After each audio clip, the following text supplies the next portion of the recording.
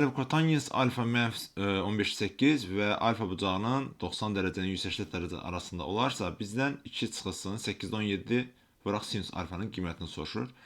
Trigonometrik eyniliklərdən 1 plus kotangens kvadratı alfanın 1 bölü sinus kvadratı alfaya bərabər olduğunu bilirik və burada kotangens alfanın yerə -15,8 yazsaq, alırıq 1 üstə gəlinsin 225-də 64 bərabərdir 1 bölü sinus kvadratı alfa və buradan da alırıq ki, sinus kvadratı alfa bərabərdir 289-da 225, sinus alfa isə bərabər olur plus minus 17-də 15-ə.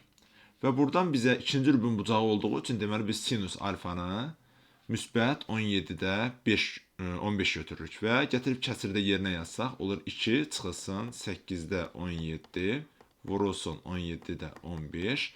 O da bərabər olmuş olur. Bunlar 17-lər ixtisar gedər.